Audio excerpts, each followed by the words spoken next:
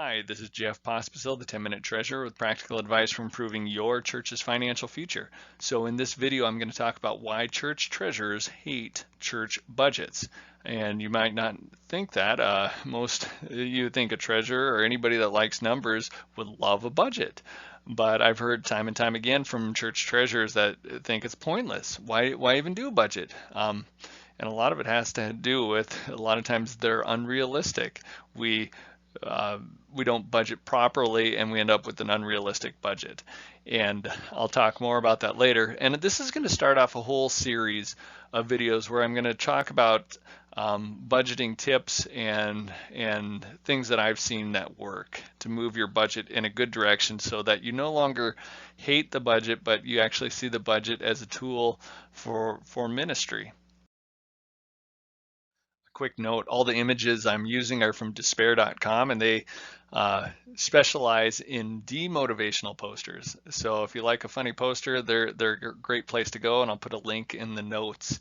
The first reason, though, that church treasurers hate church budgets, this one says meetings. None of us is as dumb as all of us. So a lot of times we go into a meeting as a finance committee, as a treasurer, as a church board, and we know it's unrealistic and we know something should change, but somehow we all convince ourselves that we should once again pass an unrealistic budget, which isn't helpful for anybody. So none of us is as dumb as all of us.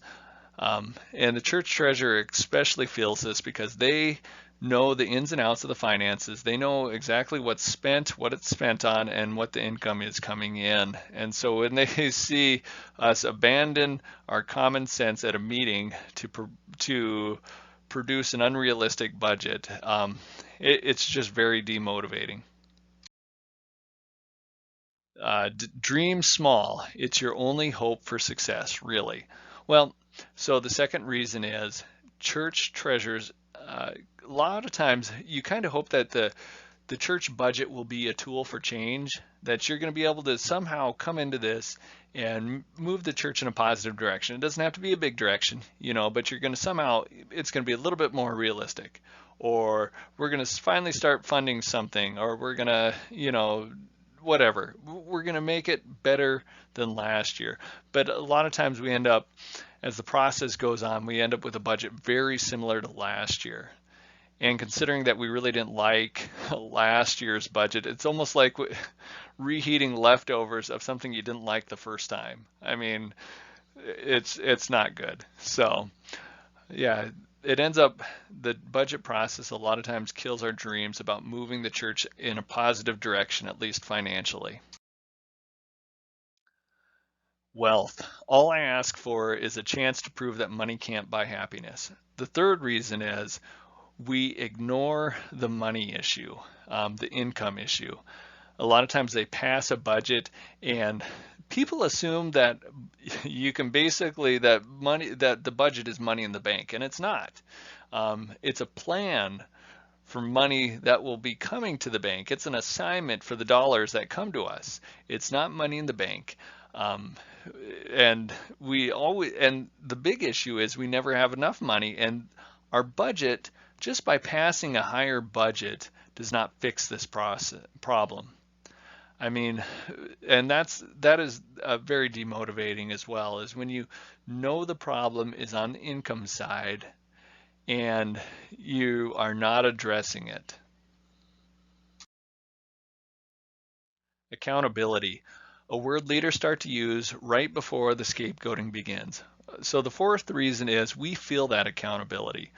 Even if the leaders aren't even projecting it and aren't even at all even thinking it, we feel responsible for the financial health of the churches. And a blown budget just makes us feel like we're failing. It just makes us feel like, well, what are we going to do? When you have a blown budget, it does feel like you're losing. So, and nobody likes that, and we just take that responsibility on us. And that's also why a church treasurer, if you get an unrealistic budget, there's no chance of winning. And so we're set up to feel that accountability on ourselves. consequences. Only after the struggle is over will we know just how many of our sacrifices were completely unnecessary.